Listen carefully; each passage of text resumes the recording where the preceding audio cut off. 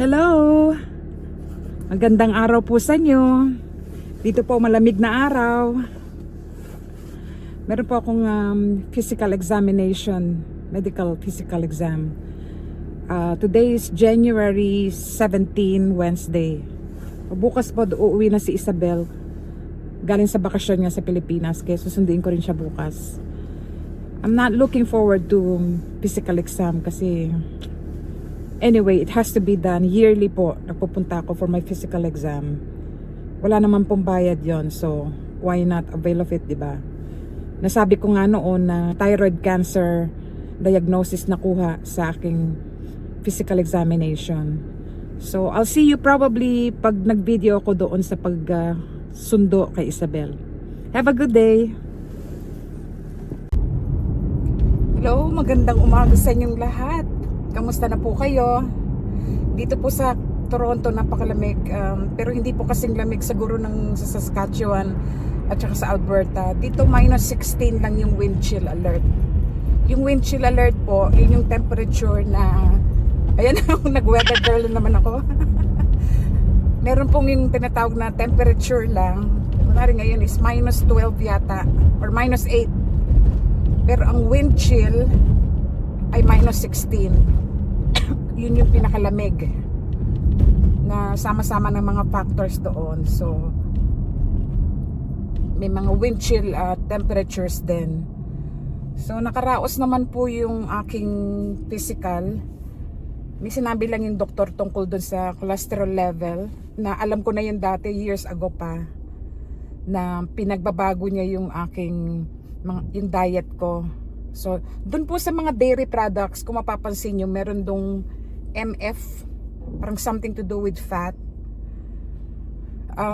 Dapat po sa mga katulad ko at my age, tsaka dun sa yun kasi meron din ako, di ba, blood pressure, high blood pressure. Dapat yung mga dairy, mga milk, mga cheese, ganyan, dapat ang MF is 1% lang. So ngayon, magtitingin-tingin ako sa mga stores.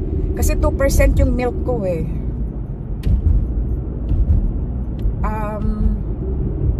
Lilista ko rin dito yung mga yung mga suggested ng doktor. So ngayon, Friday, papasok sa work.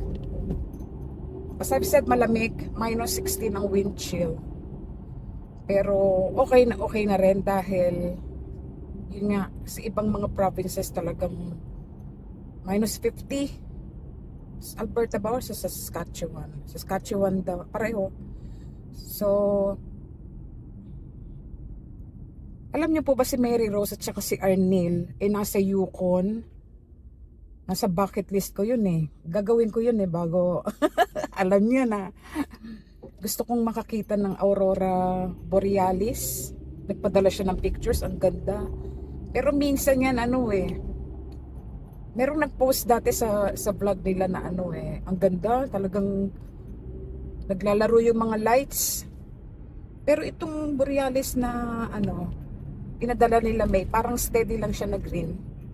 Pero okay na rin. Tsaka may special trip doon may parang tour. Hingi ako sa kanya ng video para ma-share ko. Tapos meron ding actually maganda yung trip nila kasi nagpadala siya ng video na iba, siguro mga 10 or less than 10, nakahuddle sila around parang cottage yun iniinom sila ng hot beverage, ika nga ni Sheldon. Meron ako ikukwento sa inyo tungkol doon sa trip ni Isabel. So, kagabi, which is Thursday, umuwi na si Isabel. So, supposedly, susunduin ko siya ng 5:30, yung pinaka-original arrival niya, ETA. So, mga bandang 12 noon, nag-text, sabi niya, madedelay daw yung flight. So, mga 6:20 daw yung magiging arrival sa Toronto. So, kwento ko sa inyo mamaya kung ano yung nangyari kasi talagang nakakatakot na I was actually going to vlog some things about her trip or yung arrival niya, pero hindi ko na nagawa eh. Kasi ninenervyos ako pag may So yung trip nila Mary Rose, siya, parang package siya na papunta sila ng Yukon to observe yung Aurora Borealis. Ang ganda ng picture. Siya, yung green yung sky. So mabalik tayo kay Isabel. Kwento ko sa inyo mamaya kung ano yung nangyari doon sa trip niya. Medyo busy na dito sa road. So mamaya kwento ko.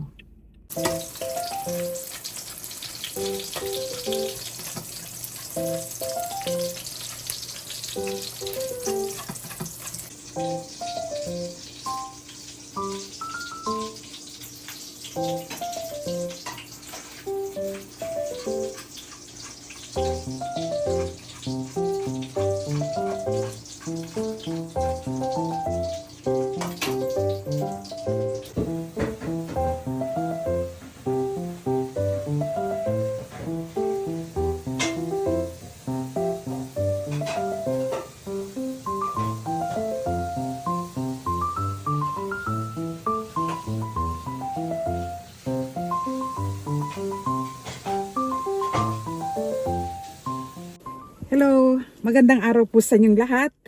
Welcome back to my channel.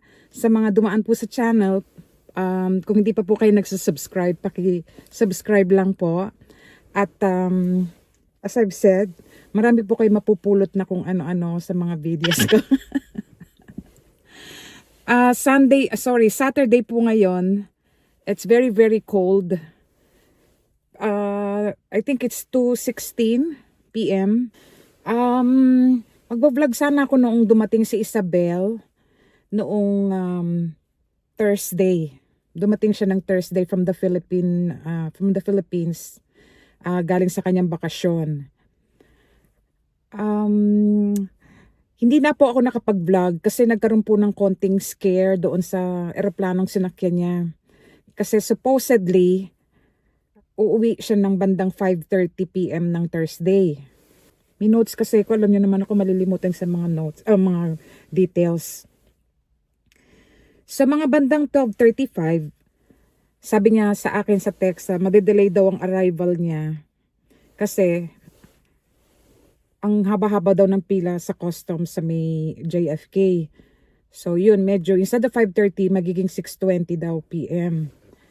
So, kami ni Mike, we were ready to leave at 6 o'clock para sa pagsundo sa kanya.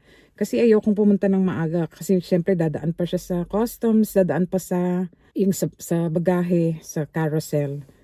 So bandang 2 PM po, tumawag siya.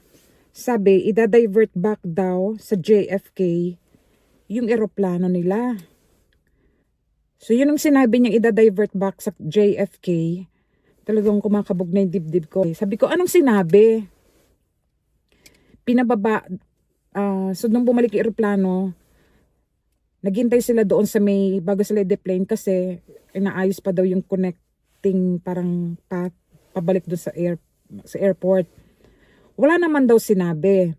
Pero later on, nalaman ko na nung nakatransfer na sila sa ibang plane, na meron daw nag-freeze na part na 30 minutes na sila sa ere nung makita dun sa cockpit na may parang mechanical issue. So yung pilot decided to go back to JFK. Paalis na sila. Sabi niya ganon. So mall, sabi niya. Darating ako dyan ng 9:15 sa Pearson sa Toronto. Yun ang time na susunduin ko siya, 9:15. So, yun nga, nung pag-uwi niya na lang sinabi kung ano yung reason, bakit binababa sila, bakit sila bumalik sa New York, sa JFK. Yun nga na may frozen part. Nung dumating na ako sa may arrival, syempre, I was expecting 9:21 yung kanyang dating. Nakita ko, delayed. Naku, ito na naman yung dibdib ko. Gumano na naman.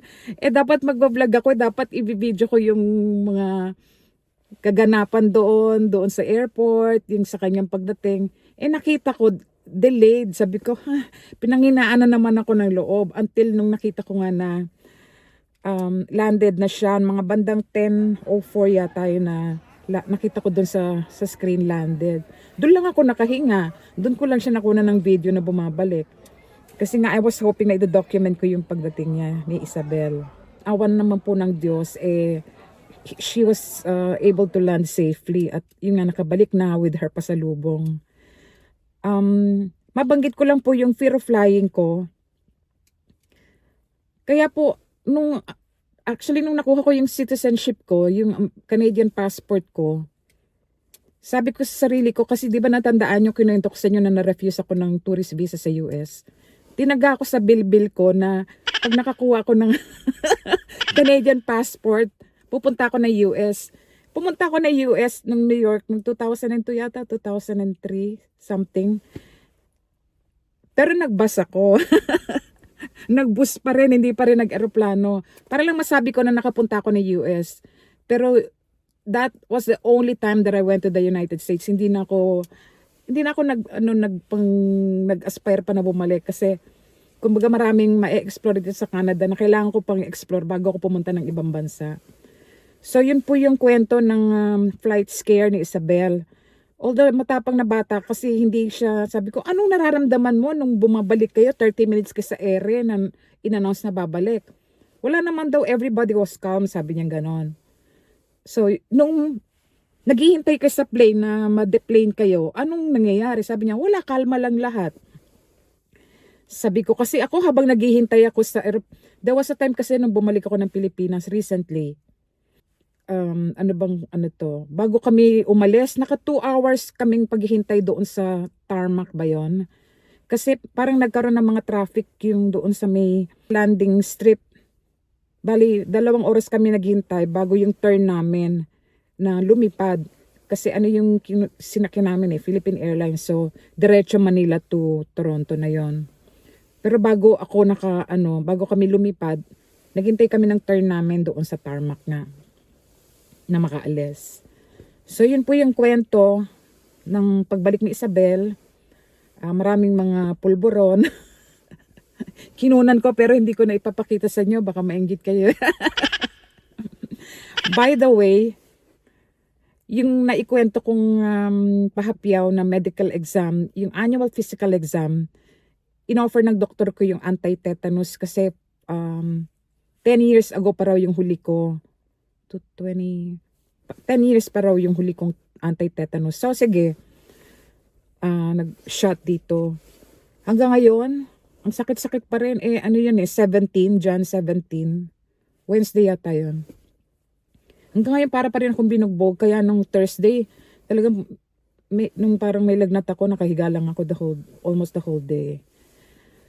So, importante rin na yung sa physical exam kasi, as I've said, libre naman yun every year. So, sabi ko nga sa pamangking ko, bakit hindi i-avail nga yung annual physical exam? Kasi at least, makikita naman doon, kunwari, tulad ko, sabi mataas daw yung, moderate to high daw yung cholesterol level ko. Kung daw level na to, nasa 20-year-old na tao, okay lang daw. Pero at my age, kailangan bantayan na. Kasi nga, di ba yung high cholesterol daw would lead to stroke. Especially sa mga cases na tulad ko na may high blood pressure. So, maraming mga things na binawal.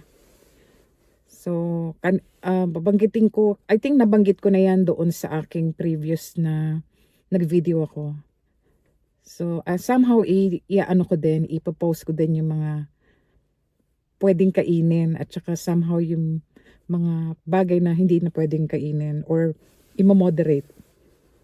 So, medyo, kumuha ako ng enough courage to get up para maglakad-lakad. So, pupunta ako sa gym para magkaroon ng mga steps. Kasi napakalamig ho wish ko sana kasi lumabas lang. Meron kasi ditong school, meron silang track. Doon ako minsan tumatakbo. Nagbe-brisk walk. Pero napakalamig ngayon. Hindi ko lang kumain ng 16 ngayon. So, pupunta na lang ako sa loob ng gym para doon ng steps. magpataas ng steps. So, maraming salamat po doon sa mga nag-subscribe.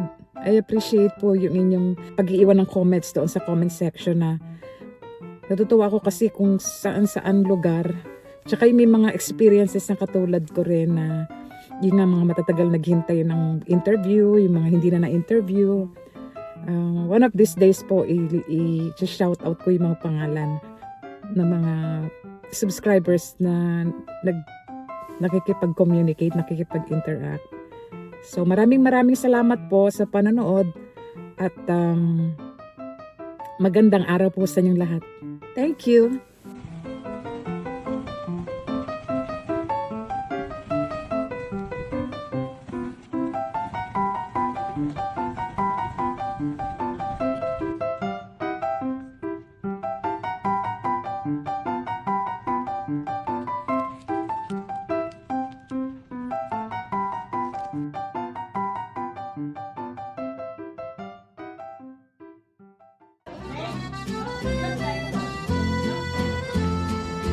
Toto, say hi to Mon.